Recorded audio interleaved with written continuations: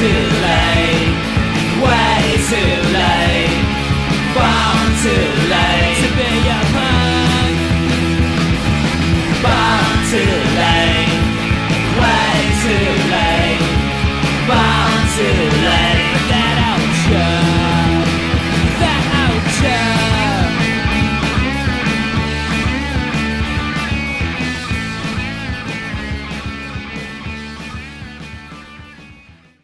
Hello and welcome to another edition of the Born Too Late podcast.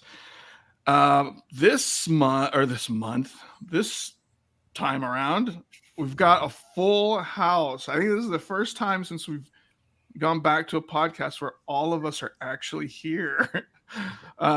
So in tow, I have my co-hosts this week are Josh, Ken, and Ed, and we're going to be talking about kind of like an anti-venom to our hate episode. We're going to be talking about bands we actually love. And everybody kind of took it a different way. I think I did. But regardless, the basis of the show is bands we love. And I'll start out by asking how you guys are doing. Josh, how are things? Things are absolutely fantastic. I am ready for some love. Kenneth, you ready to receive the love? I'm doing great, aside from the torture you put us through this week, telling us to pick 5 bands of all time. In 48 hours. Oh, it's been horrible. I've been in therapy. Ed, did this list break you? Yeah, I agree with Ken, giving us this in like less than 48 hours and then trying to figure out, okay, should this just be the classic like top 5, or should we just kind of go a whole different route, or figuring, okay, I figure one of you guys is going to pick a band, so I won't kind of pick this one and then kind of go. But yeah, but I am doing pretty good. So kind of a combo of what Josh and Ken said. Yeah. Well, without further ado, let's get it rolling. Josh, what's your first pick of your 5 bands you love? So I think the only rule I tried to follow with this was to try to give some representation to all eras of music in my life. I didn't want to just do bands from the 70s, because I felt like if this was just been a pure top 5 all-time favorite bands, it probably just would have been like 5 punk bands from the 70s, and that's it. So it's not exactly my favorite bands of all time, but it's the closest thing I could get to that in a way that would be interesting and perhaps show a little bit of growth. Because if I had done this 20 years ago or even 10 years ago, it would have been all 70s punk. And will there be some 70s punk on here? Perhaps. Will there be punk adjacent bands? Perhaps. But I'm going to start. I guess I'm kind of cheating here because I'm going to be talking about 2 bands. But what 2 bands does every college-educated Gen X dad or cat dad love? It's the Replacements and Husker Du. And I have loved those bands for a long time. And obviously now it's being talked about because we have a candidate for vice president who's touting these bands. And That's right. It's interesting to me because of all the people I know who love the Replacements and Husker Du, most of them will always say they love the Replacements a little bit more. Husker Du always just seems to be an afterthought. And I love the Replacements. I love so many of their records. I think Paul Westerberg is a god of songwriting. But for me, it's pretty decisively Husker Du for me. Like, this is a crucial band in my life. This was, to me, like, probably my gateway to proper punk rock actually starts with Husker Du. And I just think it's cool because there were so many bands in the 80s or the late 70s into the 80s that were playing punk rock, and I'm like, oh, we just can't keep playing the same old punk rock. We got to change. And then from that, you had this evolution and all these bands that went hardcore and these bands that went metal and bands that went goth and new wave and reggae and whatever they did. And Husker Du kind of did the opposite. They started out playing like super fast, super aggressive, and then like, oh wait a minute, we're tired of this. Let's put melody in our music, And you get Metal Circus, and they start to really flirt with pop sensibility, and they cultivate this. And I really feel like a lot of people don't think of Husker Du as like pop punk, but to me they're like a forerunner to pop punk. Melodic punk, and so many great records. Like Zen Arcade is this absolute masterpiece of an album, sort of based in punk but stretching beyond that. And then of course you got New Day Rising, the major label albums they did. Like that's a great band, and that's a band that I've pretty much loved since I was like in college, and I've never really been able to let go of. So absolutely, if I had to name 5 bands in the world of all time that I love, Husker Du is always going to be on that list. Wow. Okay. Yeah, I I think I came across Husker Du too early in my life. I remember, and I just was like, I don't even know what this is. And I was like, I remember my friend John loved them. Do you remember John Silver, Ken? Oh yeah. Oh yeah. Yeah. John was always like into the cool underground bands, and into like SST and like Rites of Spring, but yeah, he had Husker Du, Replacements. Yeah, and I remember he and I'm like, I don't know, I can't, my mind can't process it. I don't know what it is. But Replacements is a band I got into, I remember, because they were a little easier to swallow. The pop, there's a lot more pop melodies and a lot more, so for a young lad as myself, Replacements I got into Replacements a lot earlier. I think I saw an ad in Thrasher for the Pleased to Meet Me LP. Oh yeah. And I did everything, I would read Thrasher magazine and I just follow. So when I saw that in Thrasher magazine, like I have to get that. So yeah, I remember Pleased to Meet Me was something I got really early on, but Husker Du I didn't get into until later, when I could appreciate it a little bit more. But anyway, Ken. Oh boy, here we go. What the toughest this exercise was, I took my top 15, 20 bands and then kind of just tossed them out the window and really tried to start break down what it was that I liked about artists, albums, as we talked about. And my first pick is maybe the most controversial of my picks, because I just went with Danzig, just Danzig the man. So with the projects that he's produced, all of the Misfits, which I don't know why he doesn't get enough credit for writing songs like Bullet in 1978, but he stole all the artwork. He printed everything himself. I mean, they had a group of people with him, but it was so DIY from such a strange time and a place. Once he was finally finished with that, he went on to do Samhain, which was a really weird experimental punk band that had, was it Lyle Pressler from Minor Threat was in that band? And then when he finally got with DJ Double R, Rick Rubin, and started making his bigger metal albums, I think the first 4 or 5 of them are some of my favorite albums just because of his voice and his songwriting. And I'm not really into the occult shit or the satanic stuff or whatever, but I've always respected 90% of what he's done musically, even if he's kind of a D-bag. I mean, that's fairly well known, right? A lot of meme videos of him pushing people and getting punched and stuff like that. But as far as just his musical output goes, for probably the first 25, 30 years of his career, I loved all of it. So that would be my first pick, would just be Danzig. Yeah, I remember one of my good friends in high school loved Danzig, and he turned me on to it, and he gave me the first LP, and I think they had like a VHS with all the videos, and like you said, even if you're not into occult stuff, or which those videos very much are, still just badass, like just like riff heavy metal, Yeah, like and just hard bluesy rock.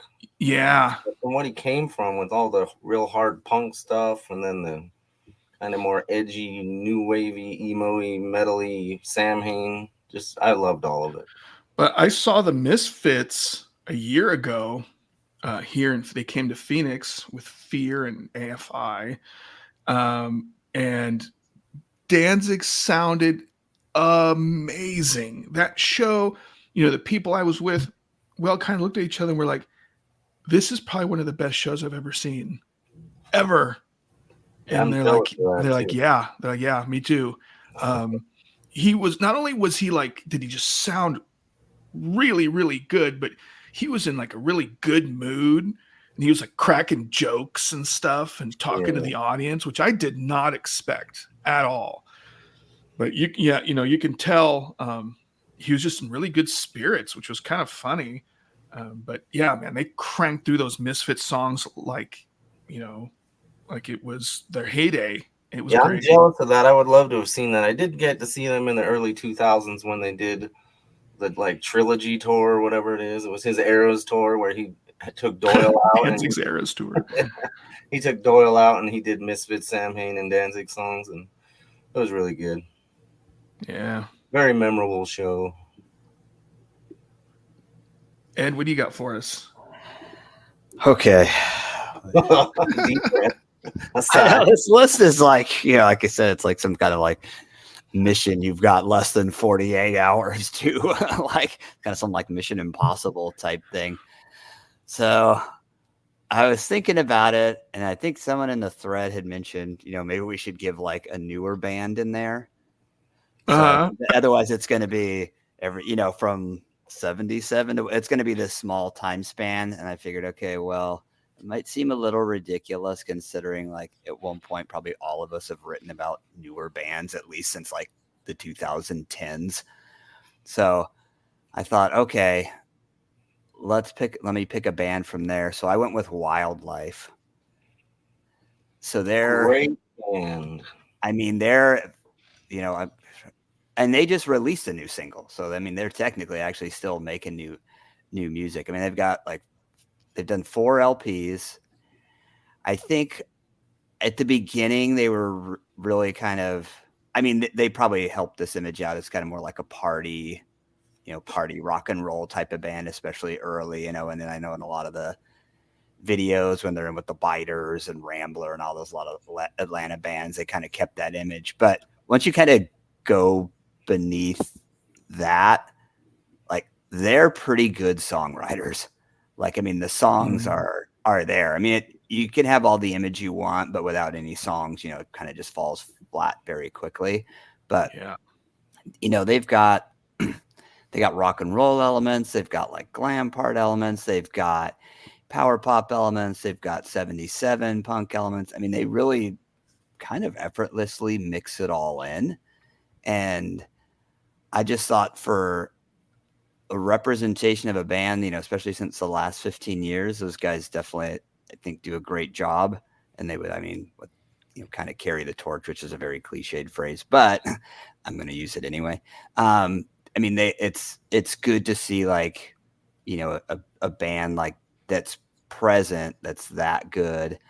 And two, they get some representation because I know the last 2 have been on Wicked Cool, so at least they got little Steven's eye too. But that's kind of my last like couple decades band was Wildlife, and I kind of went too is like thinking what stuff I listen to quite a bit, and Wildlife seems to be in the rotation quite a bit. Yeah, that's a good pick. Like that's the kind of music that you wish they still played on the radio.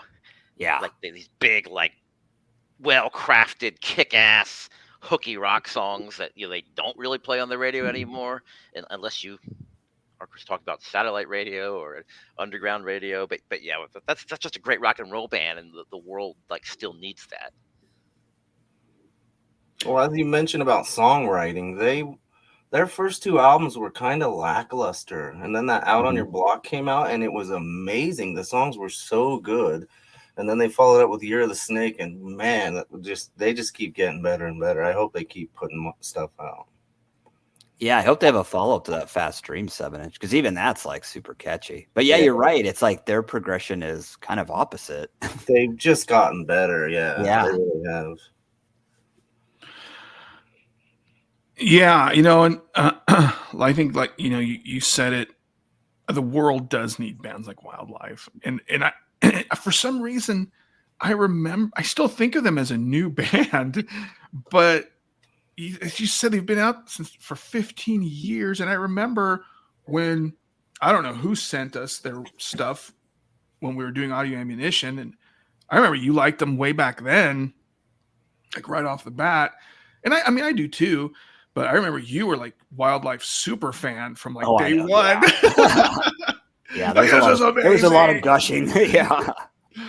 But no, that's cool. I don't know why I still think of them as like, oh, they're still new, but I don't know. Maybe they did have some lulls in releases, right? I mean, yeah, it had been quite a few years until like that Fast Dreams single just came out. I want to say at least seems like 3 or 4, but yeah, since Year of the Snake. But yeah, I mean, they've been pretty steady, but like, I mean, I agree with Ken too. I mean, because I was re-listening to the first one and I was like, it's good, but it's not like out of the block good. I mean, it's kind of rare, like most bands, the third and fourth records, you couldn't say are like some of their better ones. Mm-hmm. Yeah, but they're not originally from Atlanta, right? No, they're from New York. always I think it's from like New New York. York and New Jersey, but I think they just like hang out with those guys, so they kind of get, I think, lumped in with like the Rambler, Biters, Barracuda's crew. It's kind of a sort of similar vibe. Yeah. Yeah. Well, I've been making changes to my list since we decided to do this, and I just made a change just now. Oh wow! I decided to nix my last pick for something a little bit more current, because before my newest band was 1976, 77, but I decided to go with the Swingin' Utters as my number 5. Talk about being like super fan from day one. Like, in fact, I specifically remember taking the bus, which was like an hour and a half maybe, to the only record store that would sell this kind of stuff in Tempe, buying this CD, because I don't remember it being on LP at first, but I think New Red Archives had the CD. I bought it, and I went directly to Ken's apartment, and we listened to it. I remember. Yeah, and we were just blown away. Talk about super fan from the first time I heard them, and I feel like the quality of their music does not get recognized enough.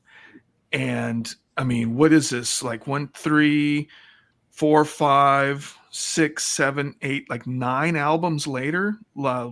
Peace and Love came out in 2018, but I don't feel like the quality of their music ever faltered. In fact, in a lot of ways, I think their music got better as they progressed. And I've seen them a few times. They're a great live band. So yeah, my number 5 is the Swingin' Utters. Yeah, good pick. Like, I think that's a band that kind of got like dismissed by a lot of people. Like, oh, they're street punk. Oh, I don't like street punk. It's like that was like never an adequate way to describe the Swingin' Utters. Just a great band, a great punk rock band with a lot of different influences, and I agree with you. Like, probably still peaking in their later years. Yeah, I mean they've got such a like I mean, this might sound really cheesy, but they've got such a like warrior poet soul, Yeah, that's it. Exactly it. you know, and it's just amazing. It's like if William Wallace was singing in a punk band. But yeah, I don't know. I still like them, and like you said, I think a lot of people dismissed them. Oh, they sound like. I remember people. Oh, they sound like Stiff Little Fingers. Oh, they sound like the Pogues. Oh, these, you know, and it's like, well, yeah, but plus more, you know, or Cockspar, but it's like, yeah, it's like they're all of that, plus a lot other things that are great. So, yeah, that's my number 5 pick. On to number 2s, or I guess 4s. Force. Yeah. So Four. I'm inspired here by the trend that Ed and Jay have started, because it's an interesting conversation to have. Having lost much sleep over the last 2 nights, trying to finalize this list and revising it 16,000 times. But I really did think that even though when you talk about like all-time favorite or most loved bands, you want to naturally go to those bands that you've been listening to for 20 or 30 years that have stood the test of time. I didn't want to completely discount like the last 25 years of history. I just thought that would be not right to make it sound like I don't listen to new music when pretty much new music is all I listen to right now. And so I really thought, what band, a current or contemporary band, have I listened to a lot? And really, there's a band probably that I've listened to more than any other recent band, and probably as much as some of their counterparts from previous eras, and that's Pale Lips from Montreal. And it's hard to believe that their first demo came out 10 years ago. So at least some of this music has been around long enough that I can say it's stood up to the test of time. But here was this band. They were like just everything I liked in music all in one band. So it was like, okay, we're going to take a little bit of the Ramones, a little bit of budget rock, some doo-wop, some power pop, some girl groups, some really like old school 50s rock and roll, and just throw it all together. And their output, obviously a little limited, only 2 albums, 1 EP, but band doesn't have to have tremendous longevity for you to love them. And I just think Pale Lips, they were just so cool, nice people, notoriously fun band to see live, great enthusiasm, great songwriters, and like collaborative songwriting in that group. And just a great rock and roll band. And the idea that great rock and roll could come back and be updated for the 2010s was really cool. Both of their albums are great. I would say they're probably 2 of my favorite albums of the 21st century. I especially like the second one, After Dark. I've listened to that a gazillion times. But I think that's the kind of band that you hear and you're like, man, punk rock is still alive. It's still well. Like, this is the kind of music that you would think that some 12-year-old is going to hear and going to want to start their own band. And mad respect, it was Marco that first brought this band to the world's attention. That first EP was on No Front Teeth.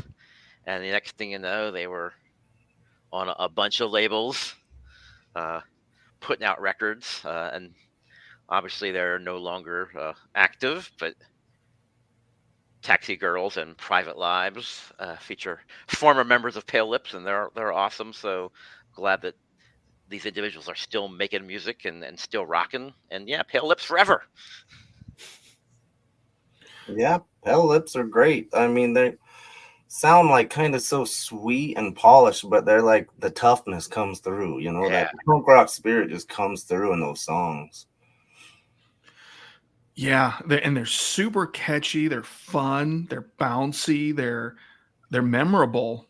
And yeah, I remember when No Front Teeth was putting out like powerful. They put out Ed's band, Radio Hearts, and Pale Lips, and Everyday Things, and like I think Reinhardt's they put out. Yeah. A bunch of power pop records for a while. And yeah, that was one of them. And I'm like, wow. First of all those bands I just mentioned were really great. So thinking about it. But yeah. So thanks, Margot. Introducing the world of Pale Lips. Pale Lips, doesn't one of them still it still runs a label, right? One of the band members? Rita Records, yeah. Okay. Yeah. Jamie's label. Yeah, we should have her on back. We should have her. We were going to have all of them back on the whole Taxi Girls band. We were thinking about it. But anyway, yeah, it's a great pick. Ken? All right, with my last pick, I went with a person, and I kind of did the same thing with this next one. Somebody whose output through several bands really, impacted my life, and there was positive changes all throughout. And that's Ian MacKaye. I first heard Minor Threat in grade school, junior high school. It was amazing. When Fugazi came around, we discovered the Embrace record. We discovered the Teen Idols. He went on to do the Evens and Koricki, and everything that he's done. I really liked his voice. I really feel like Fugazi was more of a collaborative record, so that would be my favorite of everything that he did with the guys from Rites of Spring and Brendan Canty and Joe Lally and all them. So I guess you could drop Fugazi in this spot, but I'm just going to go with Ian MacKaye's total musical output because I enjoy all of it. That's a good idea to just pick people. Yeah, it's cheating, but yeah, I got to do what I got to do. It's tough. No, man. It's a way to get around the system. That's clever. That's a clever way to go. Yeah, I remember I remember the first time I heard Waiting Room. Yeah, amazing. And yeah, I don't remember if I heard Minor Threat or Fugazi first. I can't remember if I went Fugazi and then worked my way back, but yeah, Minor Threat, definitely a huge influence. I mean, especially like if you skated in the 80s. Oh yeah. No way you got around not listening to Minor Threat. Yeah. But yeah, man, good pick. What do you got, Ed, for us? What do you got for us, Ed? Okay, I think I'm just gonna have to do a tie on this one because this one is just like I didn't think either one could go into. Well, I mean, I guess it could have put one in honorable mention. So I did, and I kind of thought about it too. I was like, well, certain points in the life of like when bands came in kind of at the right time. So I did a tie between the Stitches and the U.S. Bombs. So I think in the 90s, I would figure like, okay, somehow the metal bands are out of work. They were Nirvana put us out of work. So there's, some of these guys are slowly making their way into punk. You got your Lagwagons and a lot of those kind of bands, your Strung Outs and 88 Fingers Louie. And then, punk kind of, and they adopt more a little bit the skateboard look, but then it's like, it's almost like both of these guys, especially probably maybe even more the Stitches were like, and the Bombs were like, yeah, we're not really going to play as fast as we can. We're going to like go back, to the tempo of like the Pistols. And we're kind of going to bring some of that old, like that style back, but we're not going to be derivative of it. And then, so it's kind of just a cool, like, and especially in Orange County at the time, it was a lot of the like, I guess for lack of better, like board shorts, like Blink 182 style, type of bands that were kind of just proliferating. Everybody looks like this. This is what a punk band. And these guys were like, no, that's not really what a punk band is. We're kind of just going to show you what like a punk band is. And then in addition, it's like, the songs are, I know I suck this about Wildlife, but it's like, I know those Stitches 7 inches, my God. It seemed like they would be in an underground medicine and like it'd be sold out within like the hour. I mean, it was like, if you were lucky to get one. And then even like the early Bomb stuff, especially like, Garibaldi, Guard, that era, it's just great songwriting. I mean, and I went back to like the Rotation. It was like, I think for weeks on end, it would be either Stitches or Bombs, just in like listening to in the car, just on repeat and not getting tired of it. So that's kind of why I went with, it was tough to really separate both and put one in honorable mention, because at the time, like, I kind of found both at the same time. So I had to cheat a little bit and do the tie, but that's kind of and then plus, I mean, I've never met US Bombs, but like the Stitches guys, I mean, especially around here, those guys were, I mean, big, and it's like, they're like some of the nicest guys you'd ever meet, and they could be like, yeah, we're like these huge, local punk kind of guys that everybody comes to our shows. But it's like, they're especially like, all of them are like some of the most like welcoming guys, if you go talk to them, you'd ever meet. So, I mean, that also added to the cool factor too. But those were my two. I had to do like I said, I had to cheat and do the tie, but Stitches and the US Bombs. Yeah, you kind of almost have to give that a tie there. Like, Yeah, I'm not even gonna penalize you for that. Like, that's not even cheating. Like, how different would punk rock have been if those bands hadn't like come in and like brought back, real punk rock? Yeah, I remember, in fact, I was when I was hanging out with Ed when all this was happening, and I remember, we used to listen to bands like, like the Pistols and the Saints and, all that, Eater and all that British stuff, and we're like, gosh, how come all the punk bands that are around right now, don't sound like this? Like, why are they all, like you were saying, why are they all like copies of copies of copies of Screeching Weasel? And then, pretty much, as soon as we said that, here comes the Stitches and the US Bombs dominating the top tens of every Maximum Rock and Roll columnist. And yeah, I remember, I still remember the first time Ed and I saw the US Bombs. I don't remember where it was, some crappy little club in Tempe, probably. And it was almost a religious experience. I don't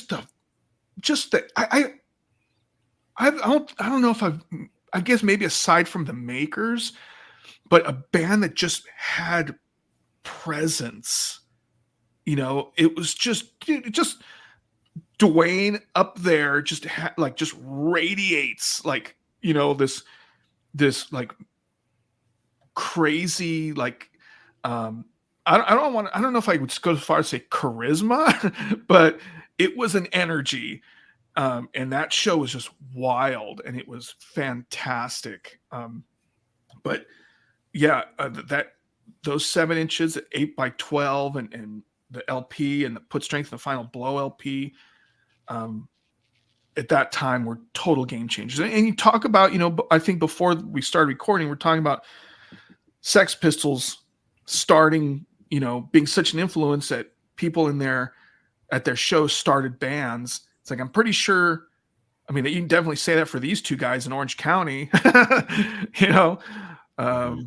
lot of influence those guys had. Started pretty much a whole scene. Yeah, those two bands, like Hostage, a lot of those Hostage bands come out, afterwards. Yeah, definitely. Yeah, amazing stuff. So my next pick is kind of going off the punk rock thing, but is the Velvet Underground. So like I've said before, I never really had like, a cool friend or cool cousin or brother that introduced me to any kind of music. So I remember first hearing the Velvet Underground in that Doors, in Oliver Stone's Doors movie. And I'm like, I just remember going, what is that? It was Heroin that was in that movie. It was like a weird little montage type thing where he was, Val Kilmer was at some party and that was playing, and there were, Andy Warhol was there and stuff. Anyway, and then so after that, I went and bought the album. I think it was like one of the greatest hits albums, and I thought it was okay, but it wasn't until do you guys remember that show Night Flight? Yes. Yeah. Mhm. So I saw like a segment of them on Night Flight, and it showed, like interviews with Lou Reed and Andy Warhol. It had a lot, segments of some of their live performances and how like insanely dark and just like an opium den of just nightmares. And they all look like French actors, and Lou Reed was in those big old Beatniks. sunglasses, and Nico was like just really creepy yet really beautiful at the same time. And I don't know, just the whole thing, just the whole atmosphere surrounding that band just completely changed for me. And then, I just started listening to music in just a whole different way. And yeah, I just became a huge fan of those guys just because of that. And again, I feel like Velvet Underground launched a whole other I don't know if you call it genre, but I think they were a huge influence on contemporary rock and roll, and Andy Warhol with it. I know, like Richard Hell and the Ramones, and they all love the Velvet Underground. Yeah, I dig them quite a bit. Yeah, I'm My glad Groups. you picked them, because I felt like there's a danger, like some of us would just stay away from certain bands because they think everyone else will pick them. Like, oh, we'll do this list and no one will mention Velvet Underground, no one will mention the Stooges. It could happen. Ramones won't get picked. But think about how like game changing the Velvet Underground was. That's just one of those bands that is responsible for like alternative music as we know it. Yeah, for sure. So, I mean, some you can see the direct influence way more than others, but yeah, I agree. A lot of those earlier 70s punk bands too had a lot of underground in them. I was listening to the Vibrators, and they had a lot of songs sounded a lot like the Velvet Underground. Mhm. Yeah. Well, I mean, like Eater, there's a bunch of people that covered. Eater did covered. Waiting for My Man. Yeah, Yeah. that's right. Yeah. And Sweet Jane, I think. Oh yeah, they did the double. Mm-hmm. Yeah. All right. I think we're up to Josh. To 3. The big 3. I think what I wanted to get out of this was to see if this list would somehow change compared to what this list would have been 10 years ago, 20 years ago, 25 years ago. So I feel like at various points in my life, I have like my one classic band. So growing up, it was The Who. I was a teenage Who fan, really into my 20s, and then in my 30s, I was a huge Stones phase. And then probably, later 40s into early 50s. Now it really has been the Kinks. So the Kinks are going to be locked into my number 3 position. And I just don't know if like there's a better songwriter ever than Ray Davies. Just absolutely tremendous. And talk about a band that was influential. They started out, you think about those first couple singles, it was almost like a template for punk rock and power pop, and then how very quickly they evolved and became like this, consummate, like, pop band and great storytelling and mixing all of these genres, and the fact that they continue to like actually make good records in the 70s and had like a really successful like arena rock phase in the later 70s and early 80s, that some of those bands in the 60s just were never really that good beyond the 60s. So I just think Ray Davies is like such an important songwriter, and to think that he was writing some of those songs like when he was still in his early 20s, it kind of makes me feel bad about myself how little I've accomplished, that Ray Davies could do this kind of thing. He's like 23 writing these classic songs, and you think about like all the different kind of bands that have covered the Kinks. Yeah. Van Halen. Yeah, Van Halen. Oh, that's right. Yeah, so I mean, Van Halen covered them twice. So obviously Van Halen loved the Kinks, and the Jam. of course, the Pretenders. It's Right. really, really, really wild, and I just think that those records that they were making in the later '60s, uh, they just hold up so well. And it's just kind of a shame they had that brief period of time that they were like banned from touring America, and they kind of missed out on maybe like being really, really huge here in the States. But but yeah, if I had to say like who's my favorite, classic rock band, like which band would I listen to all the time? The Kinks are just are way up there.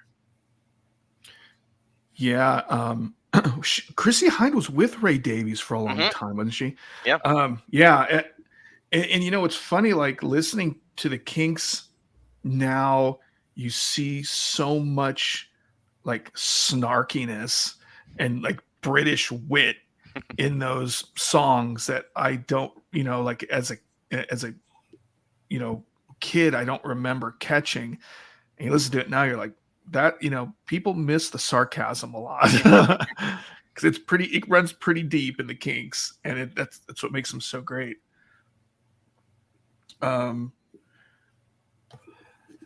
Kenneth, What number are we on? 3? 3. Big 3. I think Kinks is a great pick. I love him. Probably one of the most punk sounding voices too. Like Yeah. his voice just ripped in so many different directions. His songs were so great. I love them. All right, number 2. This is tough. This has been a journey here. So 3. we're 3. Yeah, I didn't want to do any of my top 5 bands, but Jay Snake, the Swingin' Utters for me, that was going to be one of my favorite bands. So I'm going to drop the Cramps in that spot, and for very good reason. I think the Cramps kind of started out as a cover band. They were experiencing all this old obscure rockabilly records, and they were digging all these songs out of the crates. I know Goo Goo Muck has become really popular, but when I became a fan of them was around when Bikini Girls with Machine Guns came out, and it was constantly rotating on MTV. I previously heard a few of their songs, and it didn't really grab me the way that song did, the way that album did. They really started writing their own songs at that point. I feel like maybe after A Date with Elvis came out, they really started writing their own songs, getting into their own musical arrangements, and everything they've done, it kind of follows this progression from like really trashy rock and roll to like poppy, dirty, but still they kept the really scary, trashy stuff in there. Like there's a few quotes from the bands where they're like, rock and roll is supposed to be dangerous. It needs to be this and that. And you had Lux Interior up there dressing in drag and sucking on the microphone and going crazy. I remember seeing them when Look Ma No Head came out, and I was probably 15, 16. I remember going all the way up to the front of the stage and standing right in front of Poison Ivy, and she would just stare right at me. It was terrifying. She was so awesome. They were so cool. I love everything about the Cramps. They definitely had to be on my list. Yeah. I remember getting into the Cramps because Steve Caballero used to wear a Cramps shirt all the time. Oh, nice. I'm like, oh, they must be pretty cool if Steve Caballero likes them. But yeah, and it's so bizarre because they're so ingrained with punk rock, and they're so ingrained with punk rock that and they don't musically have really a whole lot similarities, but just the attitude and the danger and everything that they embody is totally punk rock. And the cramp, I remember Psychedelic Jungle was growing up was kind of my least favorite of their LPs, but now it's become like my favorite record. It's weird because when you kind of grow into certain things and I don't know, my view of Psychedelic Jungle has completely changed. But yeah, they're an awesome band. That is a cool record. If you look, there's quite a few of those songs are cover songs on there too. They covered so many songs. Yeah. But yeah, I think Lux Interior, we're going to do a greatest frontmen episode with Marco coming up here. And I think Lux Interior's got to be one of my favorite frontmen of all time. Oh, yeah. Ed, what do you got for us? Okay.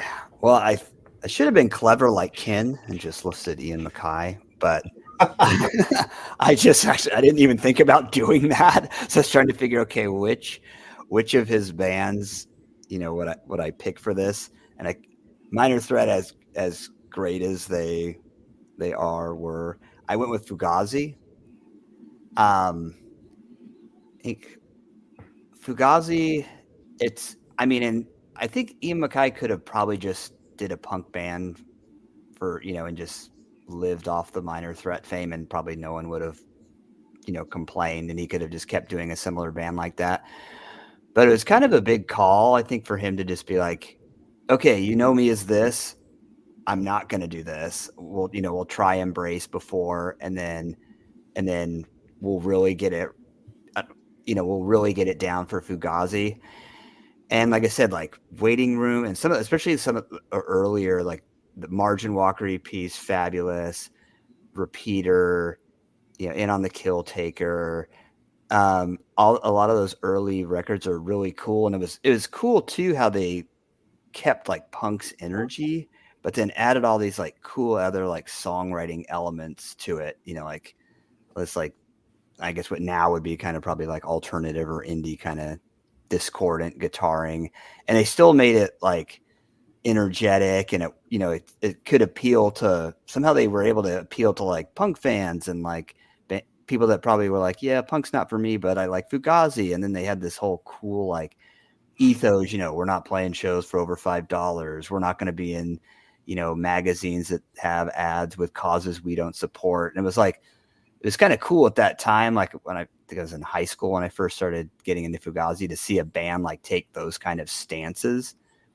I never really had seen that before. And then even I remember one of my earliest shows is seeing them live, and they would call out people in the crowd, if they were being aggressive or violent, and I was like, well, I've never seen any kind of band ever, normally a band would just play and, oh, well, good luck crowd, if something happens to you. But I remember they like stopped, somebody didn't get picked up, and they're like on a dime, just stopped. And they're like, okay, pick them up. Or, what's going to like, kind of like really calling people out for behavior that they didn't support.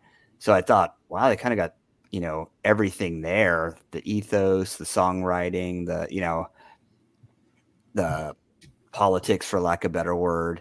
And it was cool too, how they didn't shy away. They weren't just political, they were really into social emotional as well. And it is different, like going back and re-listening to some of these songs as well too. And it's like, it's cool how they kind of they were so effortlessly able to blend all those like different style elements, musical elements together. So that's my number 3. Yeah. So I think really a really rare thing is for a punk band, or I guess in this case, Ian MacKaye, to have your fans be able to like follow you through the duration of your career. I think people were pretty young when when you get into Minor Threat, and then, as you grow up, personal tastes change. But I think like Fugazi was like grew up right there with like all of us. You know what I mean? Like, it was a more like mature version of punk rock, I feel. And I don't know, maybe you guys do, but I have never met anybody that says, well, I like Minor Threat, but I don't like Fugazi. I've never met anybody say that. Yeah. Everybody that liked Minor Threat, followed Fugazi. Yeah. And yeah, Well, it's a killer band. Quality was so great because Ian wasn't the only component. I mean, all the other Yes. musicians added, and it was really collaborative. And I mean, I think the Margin Walker was pretty much just Ian, and then after that, it expanded out, and they added Guy from Rites of Spring, and they just kept growing and growing. And when the In on the Kill Taker came out, I was just blown away because Steady Diet and Nothing was kind of lackluster. Mhm. It was recorded kind of quietly. I mean, the songs were good; they were there, but it almost sounded like leftovers from Embrace or something. But In on the Kill Taker came out, I was like, they were off and running, man. That was amazing. Yeah, for sure. Sure. Okay, so my pick for number 3. So one of my favorite, I guess, my favorite subgenre of punk. If you go like, if you think about like, this New York and British and or you can lump Australian, but one of my favorite sounds is late 70s British punk, which includes a lot of bands we already talked about, like the Pistols, the Clash, Eater. But I think for the the the the amount of bang for my buck I got, is, and I know, I have a feeling one of you guys is going to mention the Clash. So I went with a band that you don't always see as like the top, like a marquee headliner type, is the Boys. There's those first 4 LPs, the Boys, Alternative Chartbusters, To Hell with the Boys, and Boys Only, to me are fantastic. You start off with the Boys being pretty much straight up 77 British punk for the most part. They got some glam and a little bit of glam in there, I guess, left over from Hollywood Brats. But as they progress, To Hell with the Boys and Boys Only, those are just a lot of power pop and even some new wave in there. And I followed it, and I loved it. And so the Boys are one of my favorite British punk bands, and I feel like they're like the Swingin' Utters. A lot of people don't seem to pay a lot of attention to them, and I think they deserve more, in my opinion. Yeah, I think they're definitely, to me, up there with the very best of that era, the best first wave British punk bands, and maybe similar in some ways to the Undertones and Buzzcocks from sort of that classic pop punk, but I think more consistent than those bands. Because the Undertones had a couple great albums and then got really weird, and Buzzcocks seemed to save all their best songs for their singles. But like the Boys albums are good all the way through, and kind of that combining punk rock with power pop. That's kind of like a foreshadowing what like the Exploding Hearts would later go on to do, and like this whole genre of music that now exists that can't decide whether it's punk rock or power pop, which I love. Like that, to me, that's the best music in the world, that's kind of walking that fine line there. So yeah, solid pick. Thanks. Yeah, and plus Duncan Reed was an awesome interview. Oh yeah. That we did. Talk about stories. Talk about and he seems to have a lot of clarity about things that went on back then, and he was just he had no reservations about telling us things that happened back in the day, which was so great. Yeah, but anyway, so Josh was number 2. So now we're getting down to the serious top 2, the nitty gritty here. Anyone who knows me knows that I like stuff that's like poppy and punky at the same time. Like that's my sweet spot. That's where I live. And there might be one band to me that best exemplifies what it is to be perfectly sort of walking that line between between pop and punk without necessarily being a pop punk band. And this band to me is just iconic. They were like a game changer for me in terms of making me love this kind of music, and that's the Muffs. Ooh. And first two albums, stone cold classics. Then they did a few albums maybe weren't quite like that, but they were still really, really solid. And plus, they had a whole bunch of singles that were really good. And then they came back and did that Whoop-De-Doo album, which is kind of like their return to form. And you just think of a band that like had that spirit of punk rock, but get these great pop songs. And of course, maybe the best singer that's I've ever heard in this style of music, and a great screamer too. Singer and screamer at the same time. Yeah, just a magical band to me. And I feel like the Muffs are like the opposite of all these shit bands that we talked about when we did our hate episode, where you just think of the band and you hate everything that they stood for, and you hate all the bands that they influenced. And where the Muffs is the opposite of that. Like, I feel like any band that has ever tried to be the Muffs has been really good. Any band that would listen to the Muffs and say, that's what I want to be, that's such a great role model for any band to be. And so sad that we'll never hear from this band again. But boy, what an incredible run they had, and what a gift they were to music.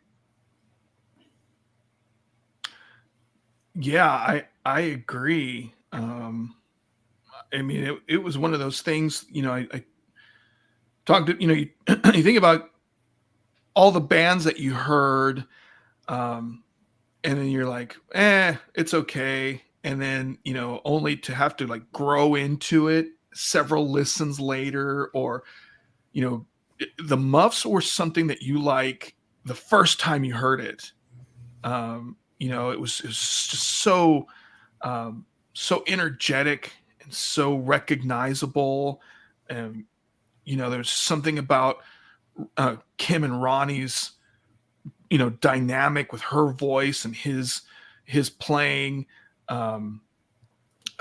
It's like, it's just an amazing band. I only had the chance to see them live once. That was a show I'll never forget. I still think about it. I think Ken was there too. Was it the show with the Queers? Yeah, the Queers and Cub. Yeah. That was a great show.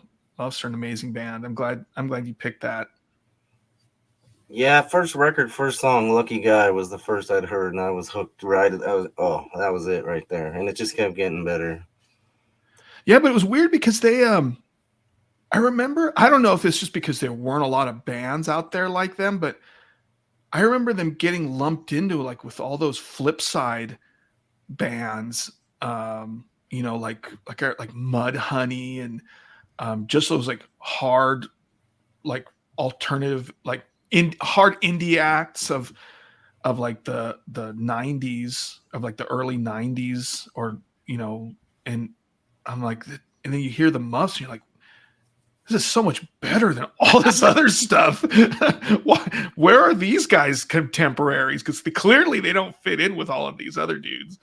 Like Super Suckers. You guys remember like all those flip side bands? Yeah. And then there's like the Diamond in the Rough, the Muffs, with all this other stuff. Jesus Lizard, like. Yeah. But anyway, yeah. So Ken, what do you got for us? What's your number 2? Number 2 is probably the roughest one. I wanted to do a classic rock band too. I mean, fans of the Beatles, the Stones, the Who, the Kings, the Trogs, all that. And I kind of thought, what is the classic rock and roll band for me? And it might be a little bit too metal, but it's just straight up rock and roll. And that's going to be Motorhead. Nice. And I know Motorhead's always kind of been cool with the punks and kind of been cool with the biker crowd and everything. But I can put on any Motorhead record. And like a bit like AC/DC was, they made the same record over and over, but it was always sounded good. Feel the same way about Motorhead. I mean, of course, my introduction was Ace of Spades. I went out and got that record. enjoyed everything on it, and then just kind of went from there. I know Lemmy was involved with the punk scene a little bit. There's some really cool classic pictures of him hanging out with like Sid and Nancy and stuff. He was around the Pretenders a lot. He was around the Damned. Yeah. So that kind of brought it more into the sphere of the stuff that I like. But it's, to me, it's just good classic rock and roll with the most gruff voice you've ever heard. Yeah, That's I can't think of any other band that. Well, I'm sure there's some, but I can't think of off the top of my head that were respected. You can wear a metal shirt, at a metal show and a punk show, and not get garbage thrown at you. You know what I mean? What were we gonna say, Ed? Sorry. Oh no, I was gonna agree. It's a good pick because I'm not sure how they quite pulled that off, where they got like both punks and metal kids, to like them. And I think especially like because wasn't a lot of that new wave of British heavy metal back when they were back starting. So it's kind of interesting. You've got kids that would probably listen to Maiden like Motorhead, and kids that like so it was cool how they kind of did that. Yeah, for sure. What do you got for us? What's your number 2, Ed? All right, number 2. I went with the Descendants. So I figured as much like I keep coming back to the rotation thing. So Descendants would have been high school, definitely. And something about just the songs kind of like just connected with me. And I think a lot of times, it's like I think that the Descendants sometimes they're probably a little, they're known a lot, for the Milo character, the Milo kind of artwork, and it's like they're maybe a little on the, I don't want to say like, I guess a nerdier side. So it's like, you got these guys, it's like punk's this cool scene and they're not even like cool within like a cool scene. They're kind of like a little bit on the outside. But their songs are really cool. I mean, yeah, they're singing about a lot of stuff like, especially the earlier stuff, parents and, I can't get the girl and, I'm trapped in the friend zone or, a lot of those stuff. But at like, 15, 16, you're like, yeah, this does totally resonate. These are topics, that do hit home. And the other thing too, I always thought is that they're really good players. Like you listen to, especially even like on Fat EP, and especially like, I think like, Milo Goes to College. I mean, the first song, just enough of Tony Lombardo's bass line and Bill Stevenson's like, was a 2, 3, 4 bar just snare roll to open up. I'm like, these guys could play. It wasn't, as if, and there's a lot of people in punk bands that can play, so I'm not like discounting that. But I mean, it's like they were real players, which maybe Bill Stevenson might get most of the credit for, but it's like all of them are really players. And the other thing I thought that was really unique about them is that they're all songwriters. They were never really heavily, it wasn't, a lot of bands, they got, one or two people that write it. But I mean, you've even got like, Bill Stevenson, their drummer, is writing like some of their best songs. And that's really, for most bands is unheard of. But I would go with them, especially, Milo Goes to College is obviously the classic, but even when they had stopped and Milo had left and they even came back, like Everything Sucks, though, even that era of Descendants is like, they're still good records. I mean, so yeah, they had the long window. I mean, but I don't know. I mean, I guess for that's my number 2, but that's a good pick. What they're playing, their compositions were like really original. All those weird bass lines and guitar chords and shit, they extremely original. And the way the lyrics are all put together too, it is almost like a alienated autistic punks or something.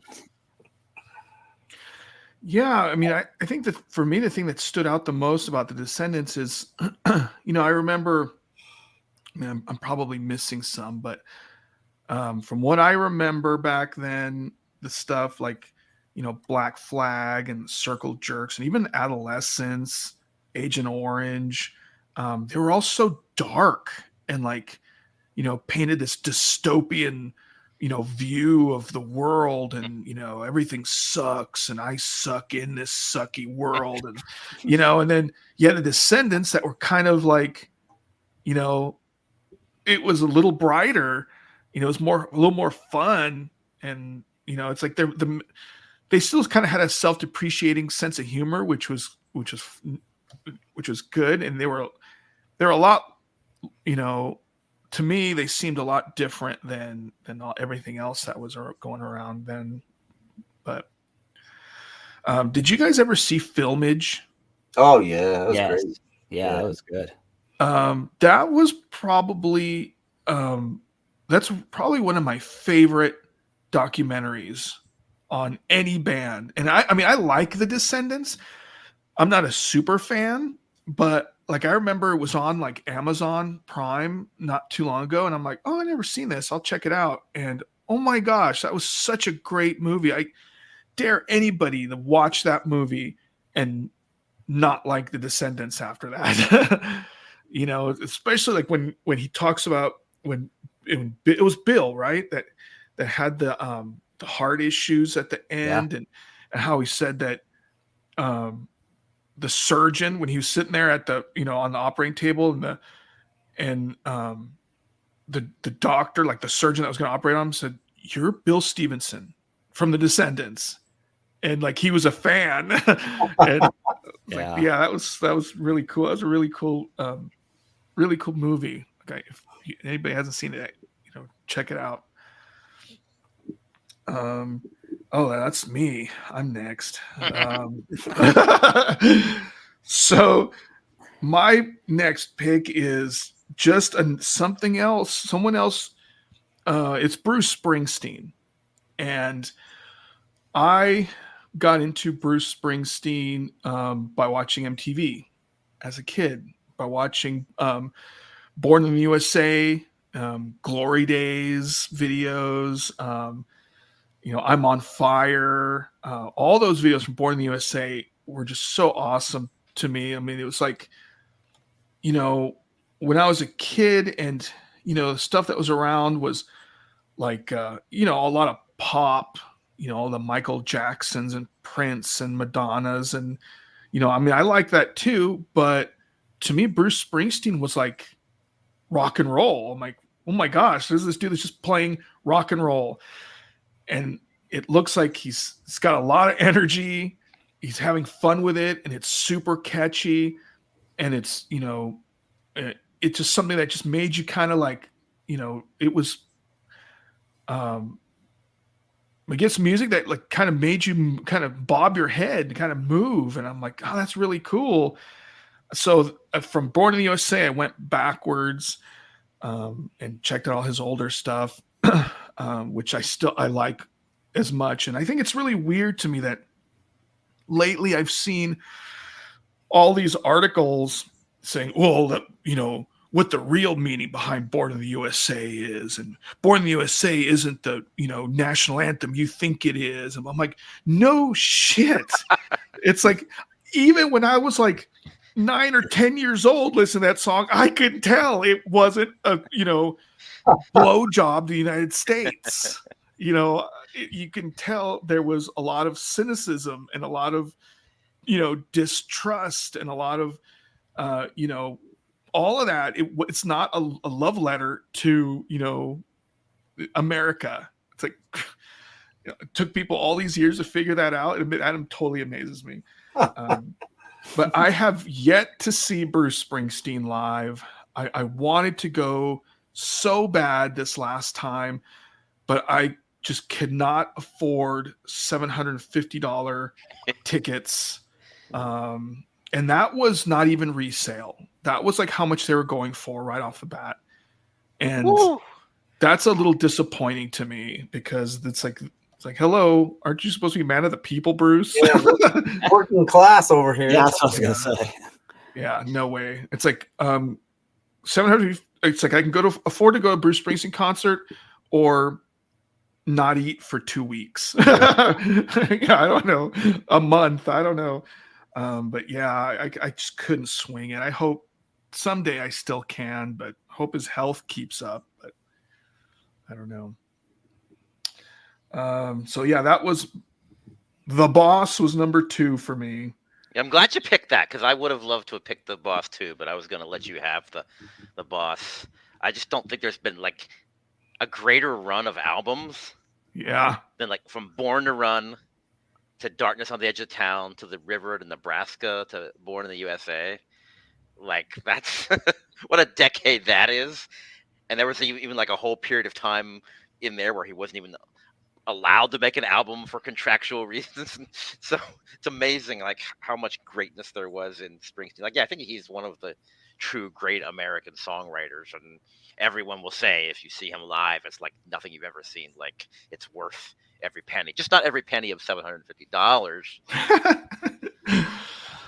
Yeah, I mean, I think like I remember when I, going through my Springsteen discovery when I hit Nebraska, I'm like, as different as it was, it shows you a whole different side of his songwriting capability. It wasn't just fun, it was really dark, and it was I liked it a lot, and I think as I got older, that album is probably one of my favorite ones of his. And even though it's like it's so different, but yeah, I think Bruce Springsteen is definitely one of the greatest rock and roll songwriters. So that brings us to Josh and number 1. Ooh. So this is not gonna be a particular surprise. But this would be my number 1 band when 25 years ago. It's my number 1 band now. Anytime I try to rank my bands, which is a nerdy thing to do, but I do it all the time. This band has been holding strong in the number 1 spot, and so absolutely 100%. This is the Clash, and it's weird because I think a lot of us would say when we were kids, we maybe heard of combat rock, and we knew the songs on the radio, but I knew the Clash, but it wasn't really till I got into their early stuff that I like fell in love with the Clash. And to me, there's just no more exciting, music than just putting on that first album and just the pure energy of those songs, and just the rawness and the feeling and the fury and the conviction in the lyrics and the vocals, and the fact that they started out as this garage band from Garage Land, and then went to the second album, and then all of a sudden had the big production, but we're still fundamentally this very powerful urgent punk band, but now with could fill an arena. And then you get to London Calling, and all of a sudden they are just throwing it wide open, and we're not limiting ourselves to anything. We're just gonna touch upon just about every genre of rock and roll that's ever existed. They got a little self-indulgent with Sandinista, but you can still at least say like a third of Sandinista is great. So you do the math, 1/3 times 3 records. There's a great album right there. Combat rock, yeah, I'd love probably at least half of combat rock, maybe even a little bit more of combat rock. I think there's some good stuff in there, and then we don't have to count the last album, which is it's not really a Clash album without Mick Jones, and they had at least enough stuff for like another great album if you take all the non-album tracks. So I get it. I get it when people say, "Oh yeah, Clash were overrated." That's fine. I don't care if someone thinks they're overrated. But for me, no, this is what punk rock sounds like to me. I would play White Riot or some of those early singles for anyone who was like an alien that was coming to Earth and wanted to experience punk rock music. Just a tremendous band, and a band that I kind of feel is part of my soul. Yeah, I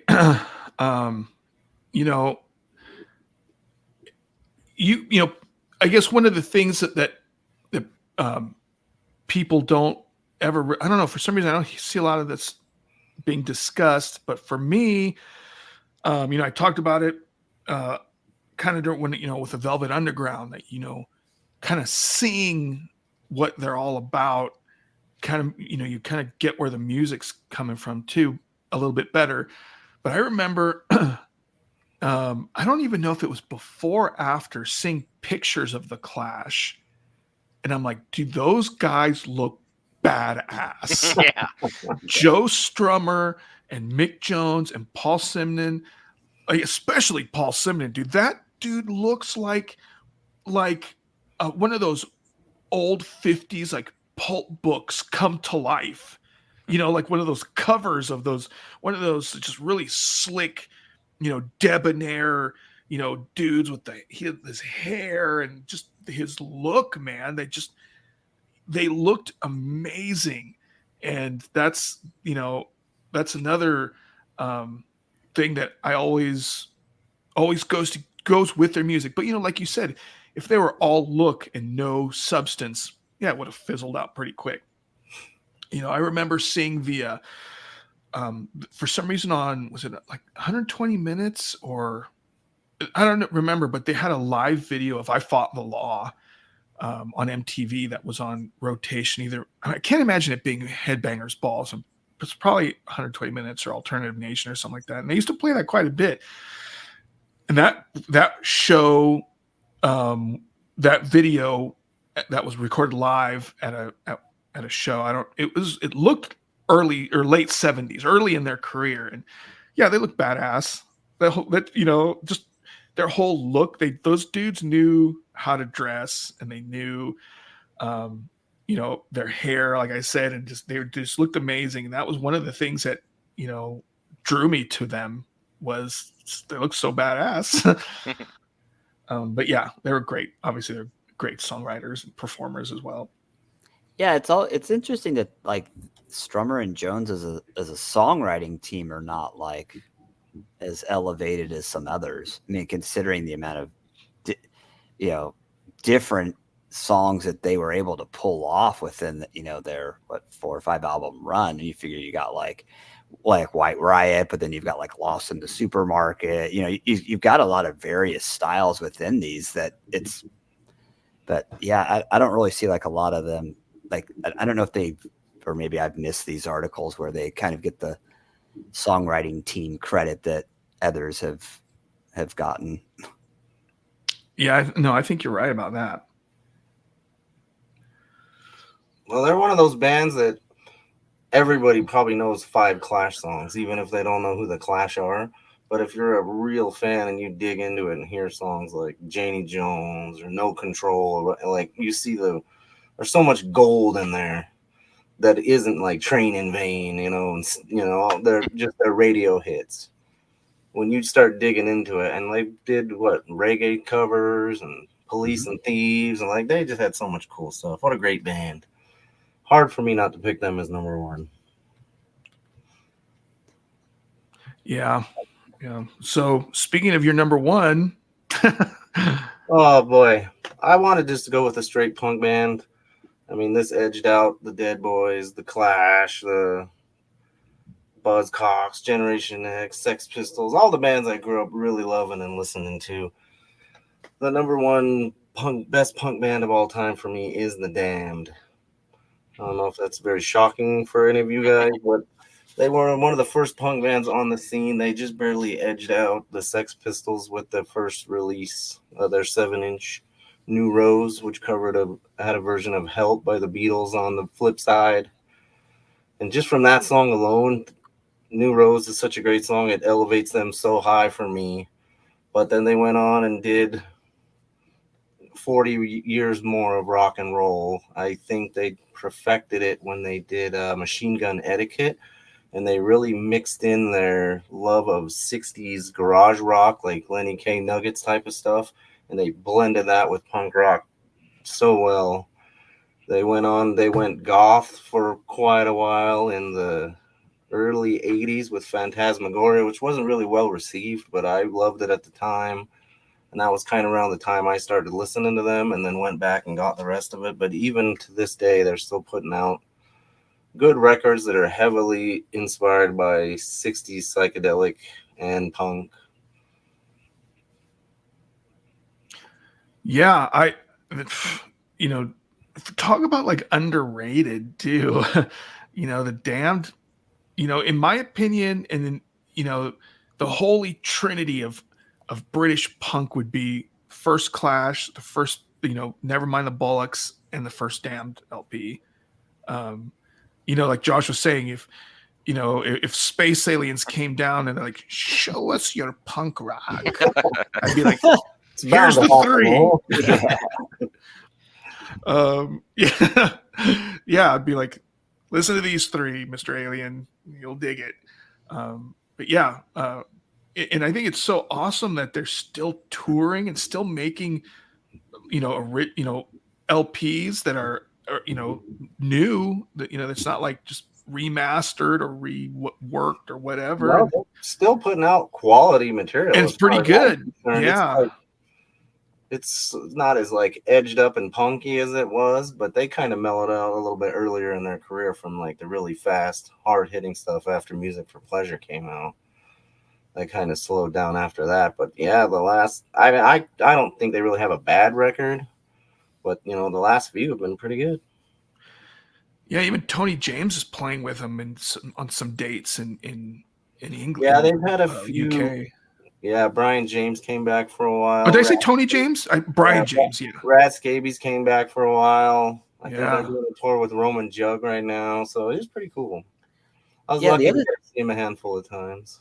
The other thing I thought was cool about the Damned too is it's like, after two, it's like Brian James leaves after the first two, so you're thinking, well, okay, here's your songwriters gone, and then they come. It was like I think Machine Gun Etiquette is like the next one. You're like, what? It's like almost unheard of. You're like, okay, your primary songwriter has left the band, and then it's like you guys.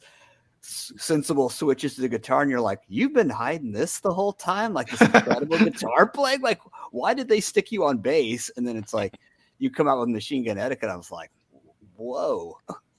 Yeah, if there's one album of theirs to check out, that's it. Yeah. All right, Ed. You're in the hot seat, number one. I know. And Jay already mentioned my number one, so I don't know how much I have left to say about it. So I went with the Boys for number one. Oh, wow. Yeah. Because it was very difficult, not to put the Clash. It was like someone's gonna pick the Clash and someone's gonna pick. So I was trying to think, okay, what's a band that's just, held their own, but due to some unfortunate circumstances didn't get quite the popularity or accolades, and I went with the Boys. And a lot of like what Jay's saying, I mean, I guess I could just say like ditto, but they are out of the ashes of Hollywood Brats. They effortlessly for 4 records, it's like, are they a punk band? Are they a power pop band? Are they a punk pop band? And it's like they didn't really seem to care. They could be, they could write like harder, like they got like Sick on You, and then they've got like full like pop stuff like Weekend, and they really had quite a range. And I don't know, I mean, like I said, Jay already said a lot about them already, but I just always thought they were like a really, really cool band. And then when I was starting to like learn to write songs and stuff, I was like, I kind of used a lot of their stuff as like templates and heavy influence. I was like, okay, who's in a band I kind of want to sound like? Days. Yeah, I'm like, here we go. Yeah, exactly. Yeah. I'm not Sick on You. Okay, I'll just, but it's like, I mean, there's, and like you said too, then you figure like Duncan Reed later on does all this great stuff as well. But yep, I went with number one is the Boys, and I think they would have got more accolades if I think they ran into some record label troubles and some just bad luck. Yeah. Otherwise, they would have been in the same levels like Buzzcocks and Jam for sure. But that's my number one. Yeah, I forget about their record label mishaps, and that's definitely I think it's definitely another reason why they're not, more of a I don't know, I guess for lack of a better term, household name like the Pistols and the Clash and all them because I think they deserve to be. But all right, so did any of you guys have anything else to say about the boys, or No, but good you're review? staring down the barrel of a gun if you don't. Anybody else want to comment? It's all Jay now. How about that jam? We mentioned Paul Weller. Did we do Paul Weller yet? So my number one, which is actually a pretty easy number one, came really easy to me because they've been my favorite band for a pretty long time. That's the Rolling Stones. I first heard them from my mom, who was a huge Stones fan. She loved all that British Invasion stuff, Beatles, the Who, the Kinks, the Stones, and she, the Searchers, Herman's Hermits, all that kind of stuff. Dave Clark 5, but Animals, all that stuff. She had all their LPs, and the Stones were from a really early age. Out of all those bands, spoke to me the most. And just listening. She had all the records, so I would just get her records and play them on her record player. And because all you really heard at the time, were some of their the radio hits, I guess. But some of those early some of the early records, I guess other than like the stuff on Aftermath was, pretty I didn't hear it a lot. And I don't remember where I was. It was like a Savers or a Goodwill or something. And they had a VHS cassette of a documentary called 25 by 5. Do you guys remember that? I used to. Yeah, we used to watch it all the time. Yeah, Ken and I used to watch that,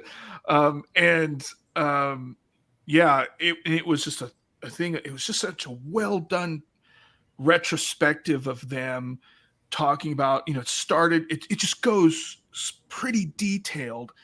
Them talking about the early stuff, the recording of it, the songwriting, live performances, interviews, and that was something else that just solidified my love for this band, and just because I think a lot of times it's hard when they're not around, during their heyday, sometimes, and it's hard to get a perspective of what they were really like, at their peak. I think 25 by 5 really captured that. Like I said, with all those old performances and they're pretty much in their entirety, they played the whole song, like when they were on Ed Sullivan or just these weird random like theaters. And it's like, man, they were just a force back then. I finally got to see them a few years ago when they played here, and Charlie Watts was still around, and they were really, really great. I mean, I don't know if they used backing tracks or whatever, but they sounded really good. And the really impressive part is, so they had this like runway that went like into the middle of like the general admission, and then they had this other like little mini stage, and like halfway through the show they got up and they just played some songs acoustic, and gosh, it's like that was just, I don't know, I remember just being blown away. But Mick still sounded really good. He still moved like Mick Jagger, sorry, Maroon 5. And he just still had that presence and that Mick Jagger energy, and of course Keith has that, I'll use the word charisma when it comes to Keith Richards, like that, just that dude's look alone, how much did that inspire? Just the dude just standing there looking like the heroin chic look. It's like, man, yeah, there's just talk about bringing danger to rock and roll. It's like the Stones, man. It's like to me, that's number one. I mean, you just can't go wrong with the Stones. And like we're talking about the Kinks earlier, to have like the longevity they did of like being a great band, because even the Kinks had, a few clunkers here and there in the early 70s, but like the Stones were just coming into their own in the early 70s. And even now, I mean, the new album is not bad for a band that's been around for 60 years. It's pretty incredible. Yeah, for sure. It's like, when the Beatles called it quits, and it's like you think about it, it's like, gosh, if the Beatles would have had this kind of longevity, it's like, where would they have been at this point? But yeah, like as the Beatles were calling it quits, like you said, the Stones were just revving up. But yeah, Well, they had a huge trajectory too, going from their like '60s R&B sound to whatever the hell happened in the '70s that made them explode with Let It Bleed and Goat's Head Soup, Beggar's Banquet. I mean, I would put Exile on Main Street in my Desert Island playlist for sure. Like I could listen to that album, on a loop. yeah, that run of like Let It Bleed, Sticky Fingers, and Exile on Main Street it's pretty tough to beat. All right, well, so you guys, honorable mentions, let her rip. So obviously, we all kind of just didn't pick the Ramones because we thought someone else would pick the Ramones. Oh yeah, So- or nobody picked the Ramones or the Stooges. Yeah, so like, the Ramones, the Stooges, how can you not list those? I mean, I love the Ramones. I just don't listen to them maybe as often as I listen to some of these other bands now.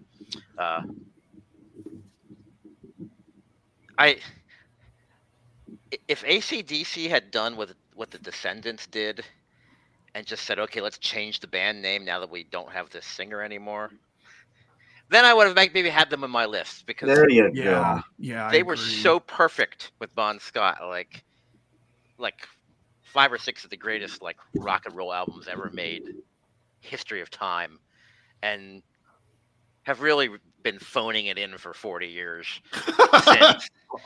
And it just goes to show you that like a singer who doesn't have the same level of songwriting talents, you can have the cool riffs, and you can have an awesome guitar player and a good rhythm section and a good singer, but yeah, the songwriting has been very, very average since Brian Johnson's been in that band.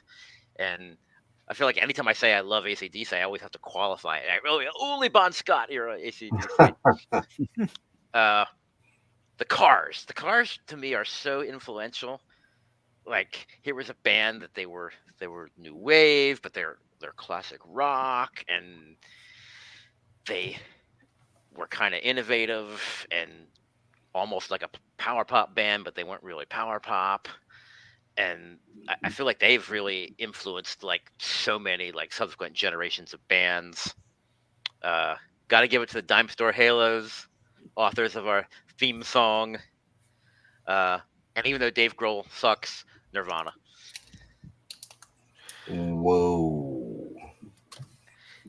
Yeah, I still I think Bleach is an awesome LP. Like it it's like it goes right up there with all those other like grunge bands that like I mentioned Mudhoney and Tad, and it's like did you like Tad? No. You don't? Tad No. was pretty bad. No. Oh, I like Tad. But I think about Bleach as like it was just so much sludge and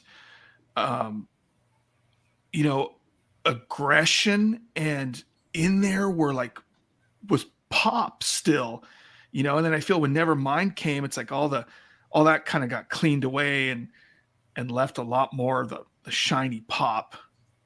Yeah, like and- it's weird how the producer they ended up with, changed the course of their trajectory and probably changed music history. Because like if Bob Mould had recorded that record, they probably would have just been touring with Sonic Youth and playing clubs, and That's true. Kurt Cobain might still be alive today. It's weird how production can change everything. Was that Jack and Dino? Butch Vig. Oh, Yeah, Butch Vig is gave them that clean commercial sound. Yeah, but again, it's like, how much did that influence also? And yeah, they changed music.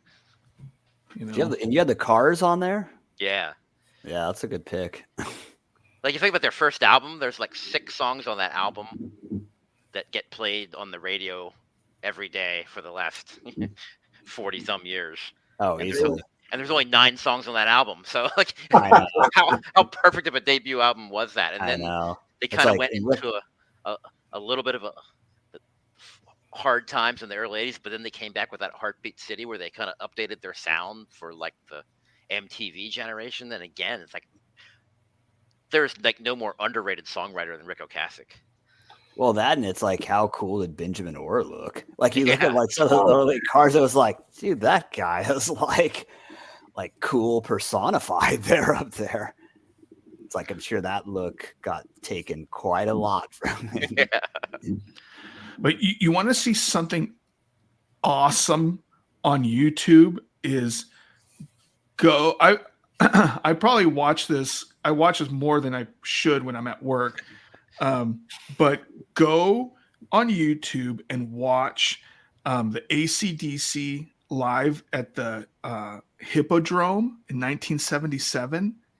Oh, like it's one of the greatest shows I've ever seen, dude. I mean, Angus is like so coked up, like he just does not stop.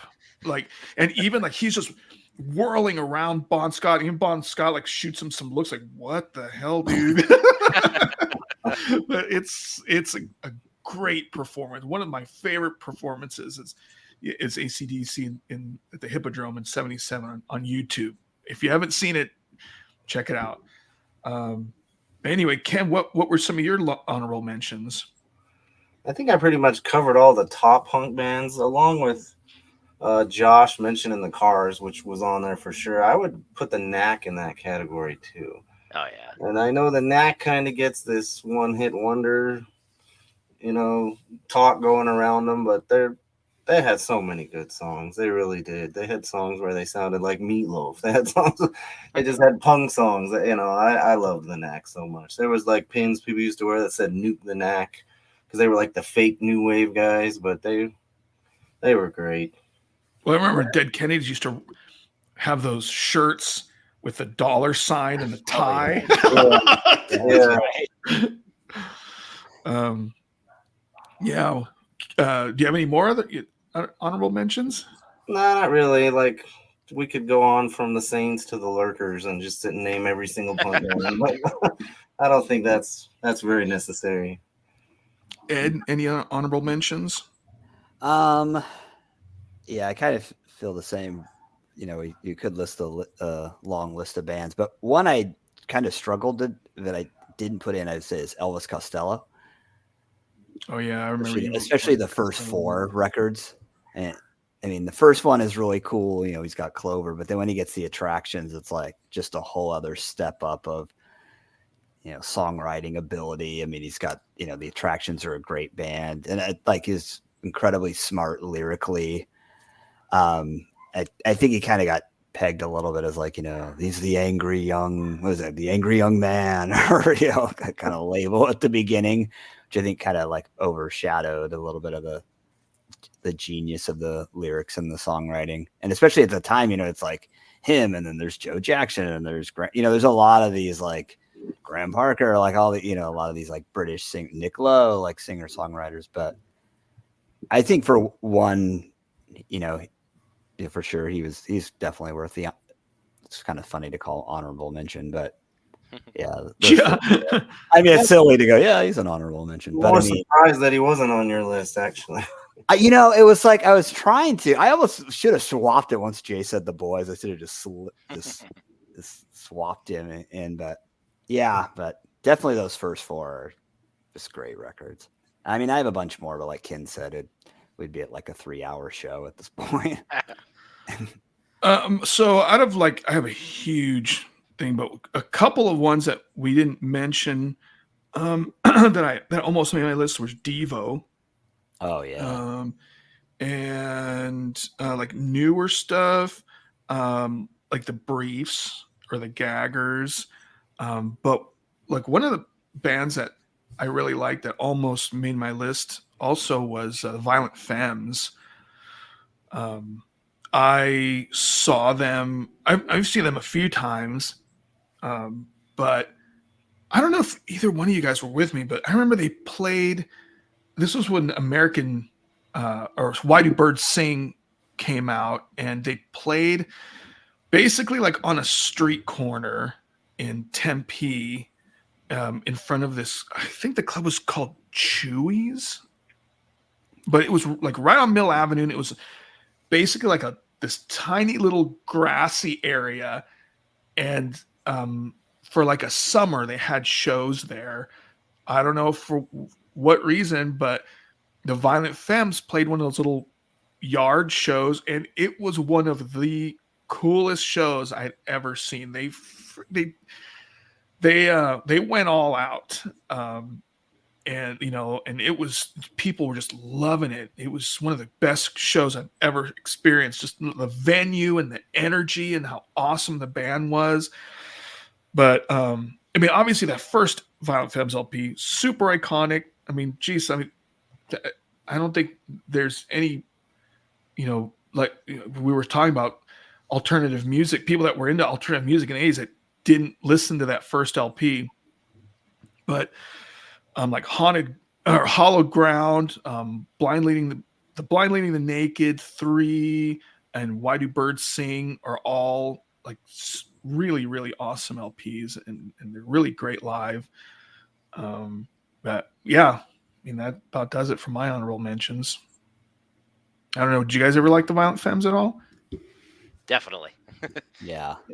Yeah, I wish I would have went to that show. That sounds awesome. I know. Yeah, it was ridiculous, and because they weren't really that big back then. It was like but it was really cool. It was almost as good as when I saw the Beastie Boys in Tucson, when like there was only like a few hundred people there. Wow. But yeah, that Violent Femmes show is one of my favorites. But any last words, fellows? Have you seen What'd the you guys madness think was- surrounding? What's that? Have you seen the madness surrounding the Jane's Addiction concerts that have been going on? No. Oh, wow, yeah. Yeah, Perry Farrell's just been crazy. He attacked Dave Navarro on stage. It's falling apart. Yeah, he fought him. He was punching him. Yeah. What? Yeah, No. you gotta check out the video, Jay. Oh, I man. just saw the Insane. headline, but I didn't know what was going on. Yeah. It's probably I gonna end soon. I almost went to that when they came here, but I would have gone primarily to see Love and Rockets. Oh yeah, for sure. And but at the end, I'm like, which I probably should have, because that's probably the last time Love and Rockets are ever going to be in Phoenix, Arizona. Yeah. But yeah, that's funny. No, I did not see that. all I see everywhere is the whole Dave Grohl cheating on his wife. Yeah. Which, I don't know, man. Everyone's like, oh, so surprised. You seem like such a good guy. I'm like, really, dude? It's like, Yeah, who's shocked by this? That's what I don't- know. I know. Who held him in that high of regard? I mean, his music's a little boring for my taste. A lot boring. Yeah. Remember, for like every documentary for a while, he was like rock spokesman. Oh yeah, for sure. It was like, hey, we need okay, Dave. Just like, but Yeah, he was like, Yeah, that's like what I can't Thurston stand. Moore for a Is while. like every major publication trying to make he's like the voice of rock, and whatever Dave Grohl is into is what we should be checking out. Dude, his music is like, it's really bizarre to me that he was in that sub pop scene, and he was in the, like the Discord, he was in the, what was that band, the Scream, She was a Scream, Yeah, yeah. he was in Yeah. Scream. and then with all those influences that he was around early on, this is what he churns out, like, Well, he wasn't a songwriter in Nirvana. He was just a drummer. As far as No, I it's know, all Nirvana okay, didn't yeah. have a songwriter. but you think he'd pick up, when he did sit Yeah. there, start Yeah. writing songs, be like, He just got out and he's like, I'm gonna play bland rock and roll. Everyone's gonna love it. yeah, I'll have my primary influence be Journey and Night Ranger. Yeah. Oh well, yeah. I was not shocked. I'm like, oh Yeah. well. It's like, So there you go, rock folks. star. If you didn't like the fact that we got rid of the hate, we gave you a little hate at the end of the episode to reward you for listening to 1 3/4 of an hour of a love fest. Fuck Dave Grohl. Yeah. I mean, All right, yeah. Thanks for listening to Born Too Late. Check us out on Instagram, the only official social media of the Born Too Late podcast. We're at borntoolatepod@gmail.com. If you care to drop us a comment, suggestion, middle finger, whatever you want. And we will see you next time. Thanks for listening.